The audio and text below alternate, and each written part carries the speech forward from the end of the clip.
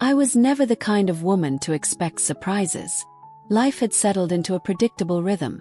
Morning coffee, errands, a quiet house, and a husband who spoke more to his emails than to me. I had accepted it, convinced myself that love didn't need excitement, just endurance. But then that day happened. My car sputtered to a stop on a deserted street. Just my luck. I sighed, tapping my fingers against the steering wheel as I reached for my phone.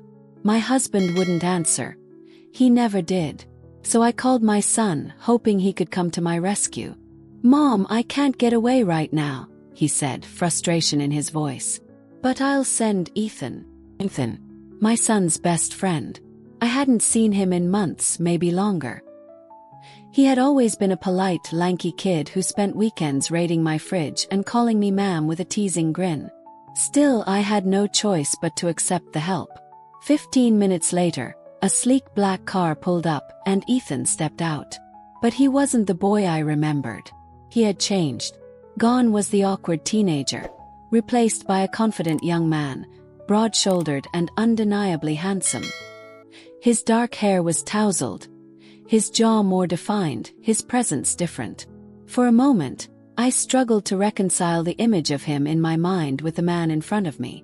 "Hey, Mrs. Carter," he greeted, flashing a boyish grin. "Need a lift?"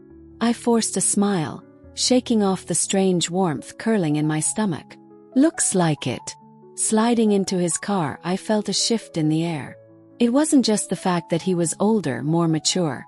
It was the way he carried himself. The easy confidence in his posture. The way he glanced at me when he thought I wasn't looking. "Been a while since I've seen you," he remarked, eyes briefly flickering over me before returning to the road. "Yes, it has," I replied, folding my hands in my lap. "You look different." He chuckled. "Guess growing up will do that."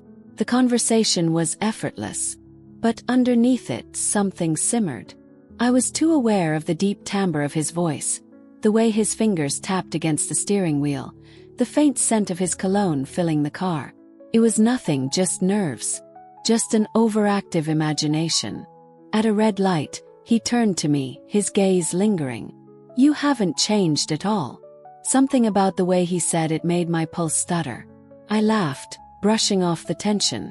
"That's what happens when you hit a certain age. You just settle." His jaw tensed slightly, but he said nothing. The light turned green, and we drove the rest of the way in silence. When we arrived home, I thanked him, reaching for the door handle. But before I could step out, his voice stopped me. "You don't have to settle, you know." He turned, taken aback. There was something unreadable in his expression, something that made my breath catch. "Ethan. See you around, Mrs. Carter." His smile was easy, but his eyes held something else. I stepped out, closing the door behind me, heart pounding in a way that had nothing to do with the broken car. I told myself it was nothing, a fleeting moment, a misplaced thought. But as the days passed, I couldn't shake the memory of that drive. The way Ethan had looked at me. The subtle weight of his words. It was ridiculous. I was overthinking, reading into something that wasn't there. And yet, I found myself more aware the next time I saw him. Unplanned. I was in the grocery store, distracted, reaching for something on the top shelf, when a warm presence appeared behind me. "Need some help?" That voice. Deep, smooth. I knew it before I even turned around. I stepped back instinctively, my heart giving a little jolt. "Ethan." He grinned, effortlessly grabbing the item and handing it to me. "Fancy running into you here." I forced a casual smile, trying to ignore the way his eyes traveled over me. Slow and deliberate. "Just getting a few things." "Me too." He held up a basket, but I barely noticed what was inside. He was standing too close, his body radiating heat. His presence suddenly overwhelming in a way that made my skin prickle. I needed to leave. "Well, thanks for the help," I said quickly, gripping the box like a lifeline. But before I could turn away, he leaned in slightly. "Can I ask you something?" My breath hitched. "Of course." His gaze held mine, unreadable. "Are you happy?" Froze. It was such a simple question, Yet it felt like he had reached inside me and pulled out something raw, something I hadn't dared acknowledge. I should have laughed it off, changed the subject, walked away. Instead, I hesitated. Ethan didn't press, but he didn't look away either. He was waiting, watching. I exhaled, forcing a small smile. Of course I am. A flicker of something passed through his expression, but he didn't call me out on the lie. He just nodded. Good. Then, as if sensing my need to escape, he stepped back. See you around, Mrs. Carter. I left the store quickly, heart hammering. That night, I sat at the dinner table. My husband sat across from me, eyes glued to his phone, muttering something about work. I answered automatically, barely hearing my own voice. Are you happy? Ethan's question wouldn't leave me alone. Days passed, but it didn't stop. Catch myself checking my phone. Expecting, no, hoping to see a message that never came. I told myself it was ridiculous. He was my son's friend, young, confident, and playing a game I shouldn't entertain. But then, another coincidence. I was out for a walk when I saw him again. This time he wasn't alone. A girl clung to his arm, laughing at something he said. My stomach twisted in a way I had no right to feel. Jealousy. The realization hit me like a slap. I had no claim on him, no reason to care. And yet I did. Ethan saw me before I could turn away. He said something to the girl, then jogged over, leaving her behind. Mrs. Carter, he greeted, slightly breathless. Didn't expect to see you here. I smiled tightly. Neither did I. He studied me for a beat before glancing over his shoulder. She's just a friend. Blinked. I wasn't. You were. His smirk was knowing, but there was no arrogance in it. Just quiet observation. Heat crept up my neck. Ethan, I like that you care. My breath caught. I should have left then, walked away. But I didn't. And neither did he. I told myself it had gone too far, that I needed to put distance between us.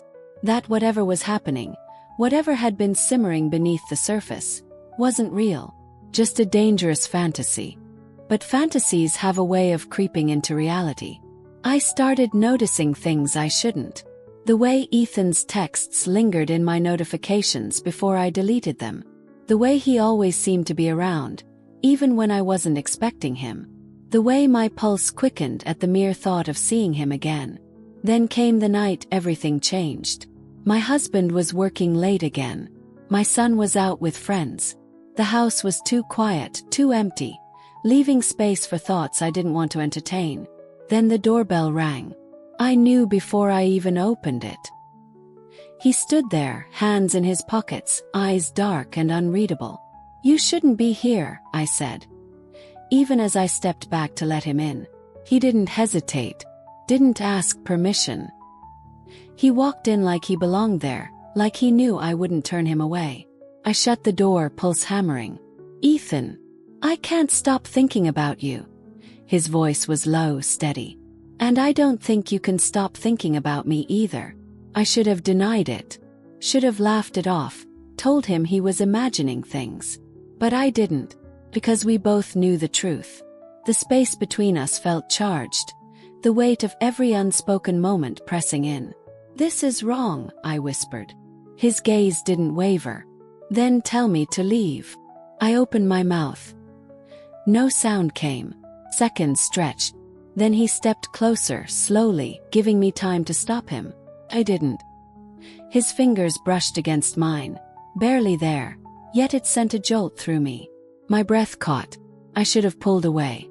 Should have said something to break the moment. But when he leaned in, I didn't stop him. The first touch was hesitant, testing. Then, when I didn't move away, it deepened. My heart pounded. My mind screamed at me to step back, to think about what I was doing. But my body had already decided. I wasn't thinking. I was feeling. His hands found my waist, pulling me closer. And suddenly, it didn't matter how wrong it was. It didn't matter that I had spent so long convincing myself I wasn't lonely, that I wasn't craving something more. Because in that moment, I felt alive. And I wasn't ready to let that go. I told myself it was just once. A mistake. A lapse in judgment. Something I could bury and forget. But guilt and desire don't mix well. The moment I allowed it, truly allowed it, something inside me shifted. It was like opening a door I hadn't realized was even locked. And once it creaked open just a little, the floodgates didn't just open, they crashed down. Ethan didn't treat it like some shameful, fleeting mistake.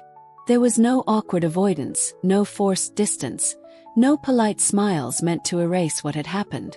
He didn't shrink from me. If anything, he became more present, more deliberate. His touch lingered just a second longer than it should have when no one was looking. Light grazing fingertips on the inside of my wrist, the small of my back, the curve of my neck.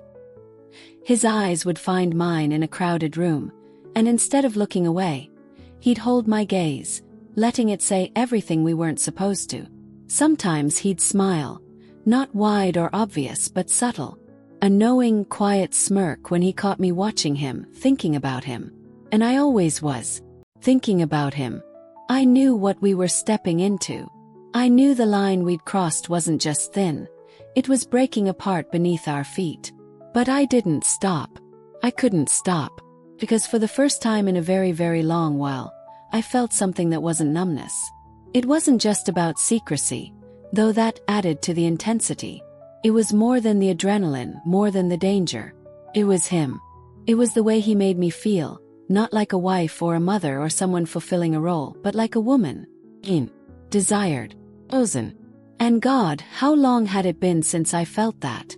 Since someone looked at me like I was something beautiful, not out of habit or duty, but out of genuine want. My husband, he didn't look at me like that anymore.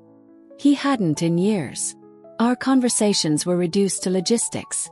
School pickups, dinner plans, bills, calendars. They were efficient, functional, hollow. The silence between us had become more familiar than our own voices. His touches, when they came at all, were brief. Obligatory.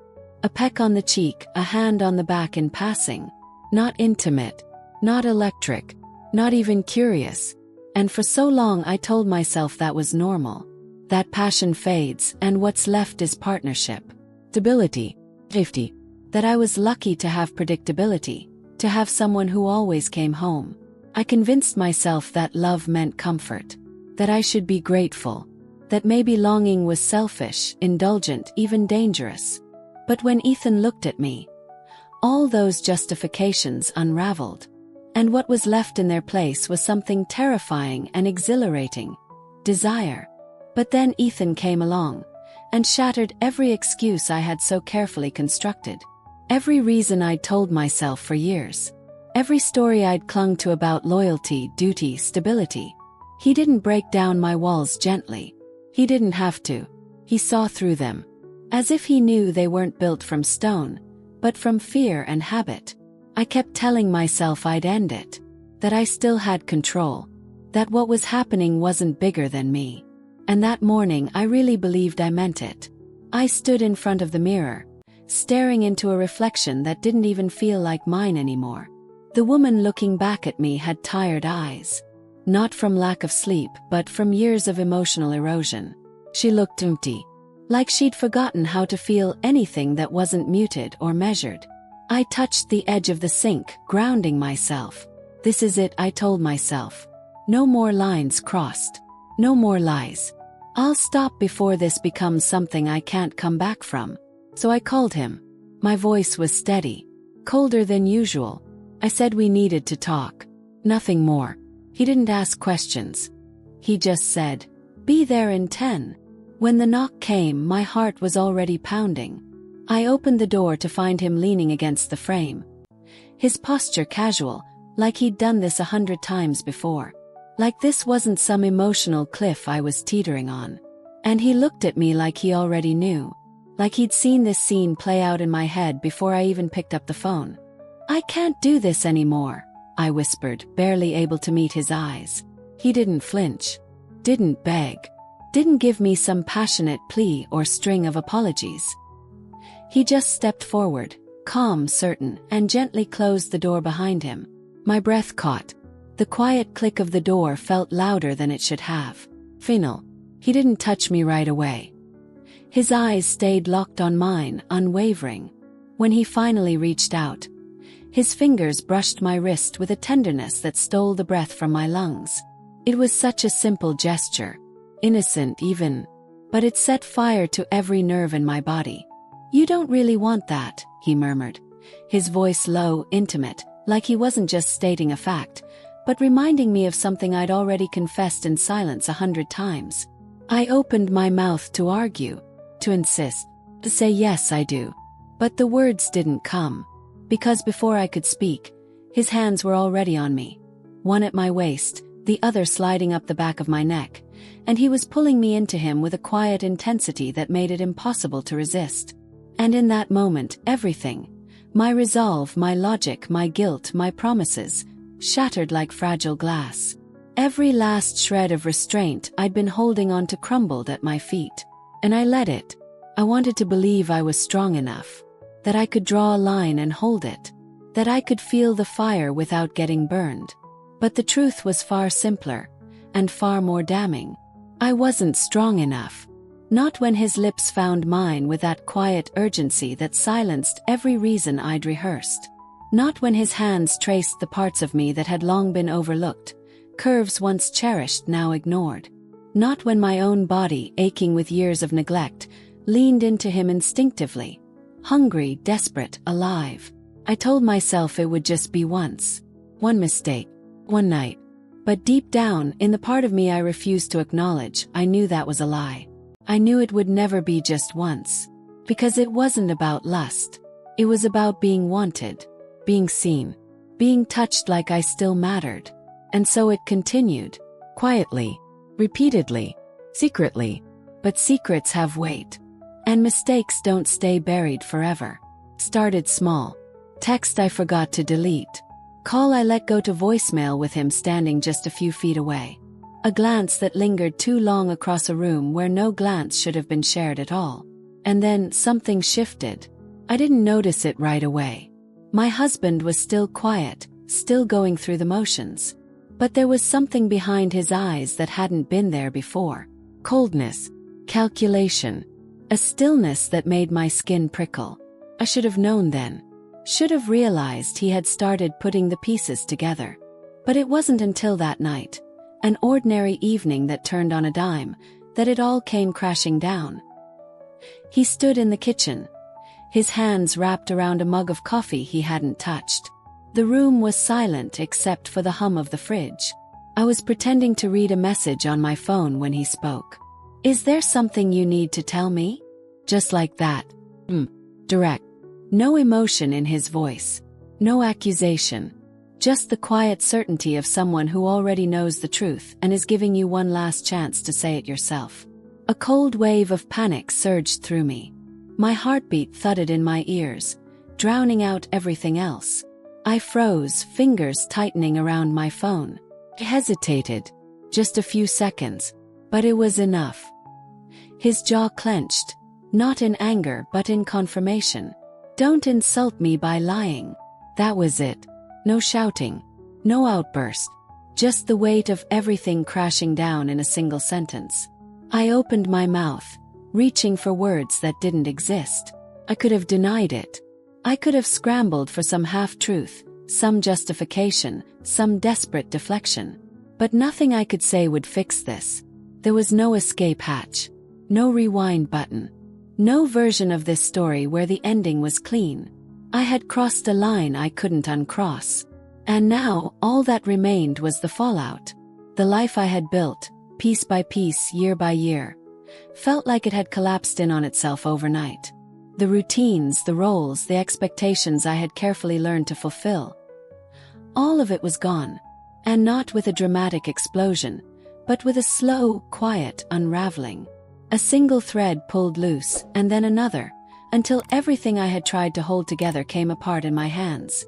The illusion I had spent so long curating, of the perfect wife, the dependable partner, the woman who never strayed, never questioned, never wanted more, shattered under the weight of the truth I could no longer hide. There were no more excuses to cling to. No justifications to wrap myself in like armor. No lies left to tell. And in that hollow stillness where my world should have been, I felt something far more terrifying than guilt. I waited for the remorse to come. I braced myself for the wave of shame, for the self-loathing, for the crushing regret that I believed I deserved. But it didn't come. Instead, there was something else. Something quieter, heavier, more dangerous, honesty. And it whispered a truth I didn't want to face. I wasn't sorry. Not for what I had done. Not for the way Ethan had made me feel. Not for the fire I'd found after years of going cold. Not even for the lies I'd told to keep that feeling alive just a little longer. Because for the first time in so long, I hadn't felt like a ghost in my own life. I had felt wanted. I had felt real. And that terrified me more than any consequence ever could.